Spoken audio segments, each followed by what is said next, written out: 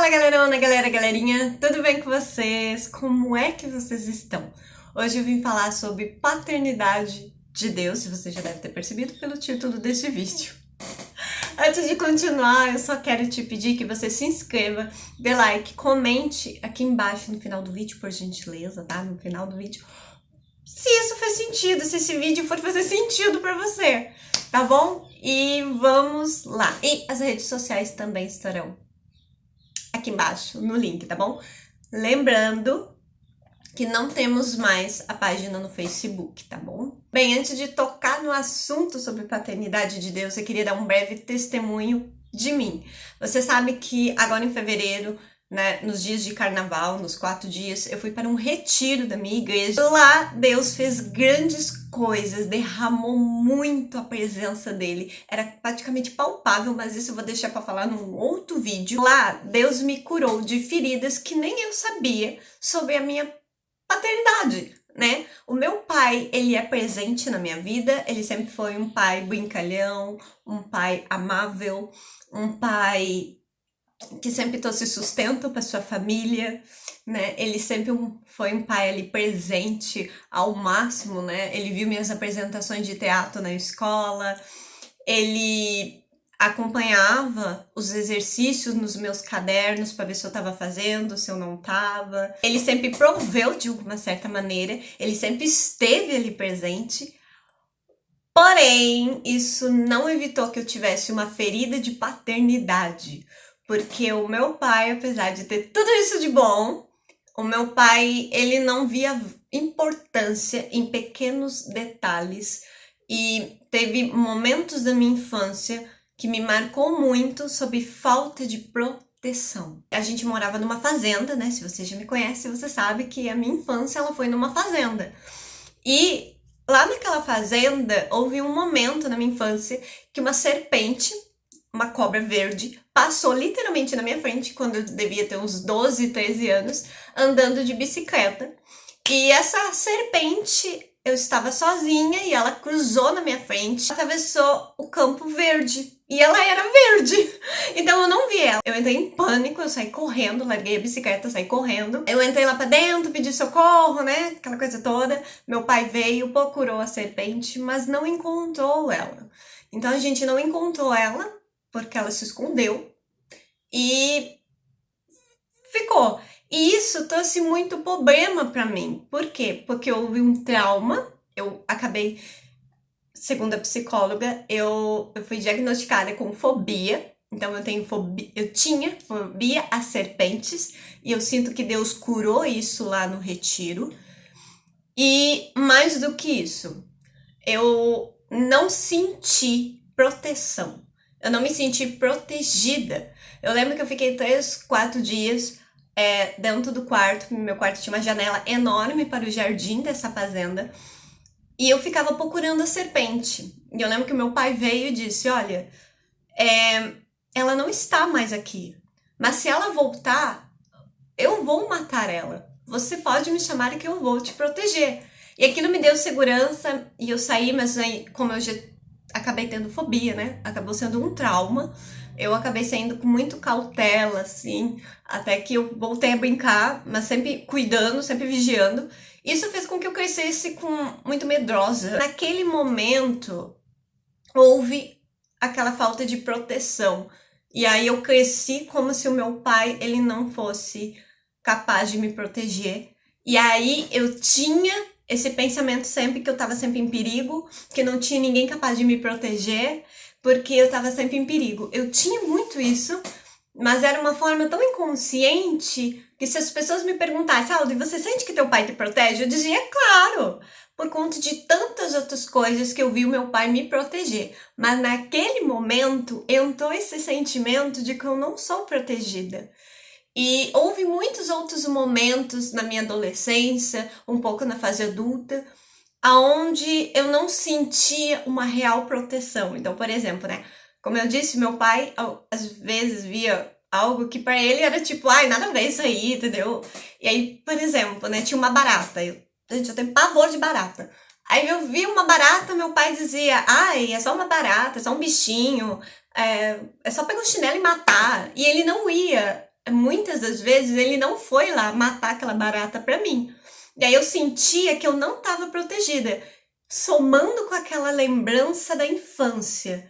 E aí isso foi crescendo, e aí quando eu começo a ter uma vida com Deus, eu começo a achar que Deus não vai ser capaz de me proteger, porque o meu pai terreno não me protegeu.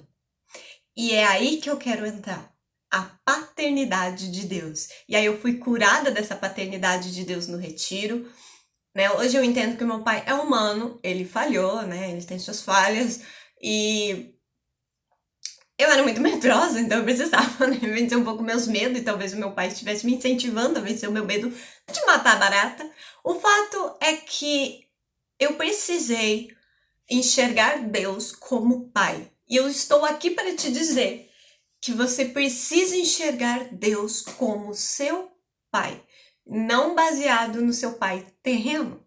Eu estava lá no retiro e teve um jovem que ele testemunhou algo sobre paternidade também. E ele falou algo que foi tipo um choque dentro de mim. Que ele estava chorando de culpa por algo que aconteceu com o pai dele. E Deus respondeu para ele: perdoa o teu pai. Porque o teu pai, ele foi seu pai apenas na terra. Mas o seu pai sou eu, eternamente. E essa resposta de Deus para esse jovem veio de encontro comigo e me deixou lá no chão. Eu vi muito Deus falar ao meu coração sobre isso. Que Deus, ele é um pai que protege, ele é um pai perfeito, ele é um pai que te ama, ele é um pai que está ali com você, ele é um pai que se importa com os mínimos detalhes da sua vida, é um pai que vai te proteger do perigo mais pequenininho, uma barata, do perigo maior do que uma serpente ou um acidente, mas mais do que isso. Ele é mais do que um pai que faz coisas para você. Ele é mais do que um pai que te presenteia coisas. Ele é mais do que um pai do que se importa, de que se ama. Ele é pai na essência, na identidade, na verdade, e ele é eternamente o teu pai. Sabe? A gente precisa entender que quando a gente vai ser mãe, quando a gente vai ser pai, eu falo aqui pra gurias, né? Então, mas eu sei que tem menino que me acompanha aqui. Então, assim, a gente tem que entender que quando a gente for mãe, quando a gente for pai, os nossos filhos, as nossas futuras filhas e filhos, eles são presentes de Deus temporários. Porque, na verdade, eles não pertencem a nós, eles pertencem a Deus. Porque foi Jesus que morreu numa cruz, por eles que ainda nem existem, né? Porque eu, não sou mãe ainda. E as minhas futuras filhas que ainda nem nasceram, Jesus morreu por elas. Ele pagou o preço pela vida delas, não eu. Ele apenas está me convidando a participar dessa obra magnífica de Deus, que é a vida. Eu vou cuidar delas, eu vou educar elas, ensinar elas no caminho que deve andar, mas elas não pertencem a mim. E um dia, Deus vai olhar para elas e dizer: bora, vamos lá fazer para aquilo que eu te criei para fazer. Assim como ele está fazendo comigo. Eu não pertenço aos meus pais. Eu pertenço a Deus. Ele é o Senhor da minha vida e ele é o meu Pai eterno. Ele que é verdadeiramente o meu Pai. O meu Pai na terra, ele também é meu Pai, porque tem o meu sangue, né? Eu tenho o sangue dele. Eu fui gerada a partir dele com a minha mãe. Mas o meu verdadeiro Pai na essência, na mais pura verdade, na identidade, é Deus, porque eu sou filha de Deus antes de ser filha do seu bom humor. Sabe? Não sei se vocês estão entendendo, mas você é filha de Deus antes de ser filha do seu pai terreno. Porque antes mesmo de você ser gerado, Deus já tinha traçado um plano para tua vida, já tinha te escolhido com um propósito nessa vida e já tinha te enxergado como filha dele, porque nós fomos gerados em seu coração, nós fomos gerados nele, ele nos criou do pó da terra, ele nos fez a imagem e semelhança dele. E quando alguém te ofende, eles não ofendem você. Sabe, eu já vi pessoas olhar pra mim e dizer: Elder, eu acho que você não é capaz de evangelizar. Elder, eu acho que você não é capaz de conseguir fazer esse curso e trabalhar ao mesmo tempo. Elder, eu acho que você não é capaz de conseguir fazer isso na tua vida. Só que quando elas estavam questionando a minha capacidade, elas não estavam questionando a Aldair. Elas estavam questionando o meu pai. E o meu pai é Deus. Então, elas estavam questionando o Criador. Quando você questiona a criação, quando você duvida da criação, quando você zomba da criação, você não zomba da criação, da arte, você zomba daquele criador. Então, por exemplo, quando você ouve uma música de, sei lá, Beethoven, e você critica a música Beethoven, você acha que é ridículo, que não faz sentido, você não está julgando a música Beethoven, né? A música de Beethoven, que eu não lembro agora nenhuma, assim, de cabeça. Mas você está questionando Beethoven. Quando alguém duvida da sua capacidade de fazer alguma coisa, ela está ofendendo muito mais a Deus, que é o seu pai, que te criou, que te planejou para fazer tal coisa, do que você. E Deus, ele é justo. Deus, ele não vai ficar quieto. Deus, ele vai mostrar que ele está com você, ele te chamou para isso e você é capaz sim, porque é ele que te capacita. Mas antes você precisa receber essa identidade dentro de você. Por várias vezes, por vários anos da minha vida, eu via Deus dizer que ele me amava como filha, que ele me amava, que ele me aceitava, que ele me escolhia. Eu via as pessoas falar isso para mim. Eu via pessoas na igreja vir profetizar sobre mim, palavras de Deus que o Senhor estava dizendo que era o meu pai, que ele me amava. Mas isso não conseguia entrar dentro de mim por conta daquela ferida, por conta aquele trauma, aquela ferida, aquele machucado que eu tinha na minha alma. Sabe? Eu vi meu pai terreno não se importar com pequenas coisas, sabe? Por exemplo, pai, eu quero algo com, sei lá, uma bolsa lilás que tem um detalhe de glitter. Aí meu pai ia lá e comprava uma bolsa lilás sem o glitter. Só dando um exemplo, tá? Não lembro de algo que aconteceu agora pra citar como algo que aconteceu. Mas só um exemplo, sabe? Aquele detalhe que pra mim era muito importante, pro meu pai já era tipo, é só um detalhe.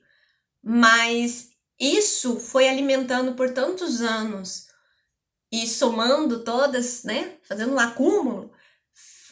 Era difícil ver Deus olhar para mim e se importar com os mínimos detalhes, por exemplo, do meu futuro casamento, da minha futura casa, do meu diploma. Por exemplo, eu queria muito fazer faculdade, mas Deus disse para mim não fazer. Mas eu queria muito passar pela experiência de um TCC, de receber um canudo na mão, de tirar foto com o chapéuzinho, sabe, de formanda. Eu queria muito isso. E Deus fez com que eu fizesse técnico de informática. Não é uma faculdade, mas eu fiz TCC, eu recebi o canudo e eu tirei a foto com o chapeuzinho de formanda. E eram detalhes tão pequenos, mas que para Deus ele levou como importante, porque eu sou importante para ele. E eu preciso que você entenda que os seus pais terrenos, eles acabam influenciando em como você vê Deus como pai, mas é sua escolha se deixar ser curada e tratada por Deus, se deixar ser amada por Deus, se deixar ser cuidada por Deus. É uma decisão sua de se entregar ao amor de Deus, se entregar à paternidade de Deus. Você precisa entender que para Deus você é importante sim. Ele se importa com você sim, porque ele é o teu verdadeiro pai. Foi ele que te chamou de filha pela primeira vez, antes mesmo de você nascer. Ele já tinha planejado toda a sua vida e todos os sonhos que estão no seu coração, primeiro estiveram no coração do teu Pai celestial, Deus. Não é à toa que Jesus, quando vai ensinar os discípulos a orar, a primeira fala é Pai Nosso. Ele é nosso Pai. E você precisa tomar posse dessa verdade. Satanás, ele quer que a gente não acredite nessa verdade. Ele quer que tu viva como uma vida de órfão, de abandonada, de rejeitada, sabe? E sabe o que é pior? Que quando o jovem no retiro começou a citar todos os sintomas, todas as características de pessoas órfãos, eu vi que eu gabaritei. Eu vi que praticamente, sabe? Você tenta preencher um vazio de pai dentro de você com outros rapazes, ou com a popularidade, ou com os likes, ou com elogios. Só que nada disso vai preencher o lugar de Deus na tua vida. Nada disso vai preencher o lugar do pai. E você precisa de uma cura. E apenas o abraço de Deus, o amor de Deus, a paternidade de Deus, a revelação dessa paternidade sobre a sua vida é que pode te trazer cura. Você não é órfã, você é filha de Deus, e esta é uma verdade que você precisa levar com você, porque esta é a tua identidade. A verdadeira identidade é de que somos filhas de Deus. E porque somos filhas de Deus, nós cremos que Deus está conosco. Então não há nada impossível para nós, não há nada que a gente não possa fazer, não há nada que a gente não seja capaz de fazer, porque Deus está com nós. Bom, é isso, eu espero que vocês tenham gostado então desse vídeo. Deixa um like, um comentário e é isso. Um beijo no coração, bora aceitar Jesus!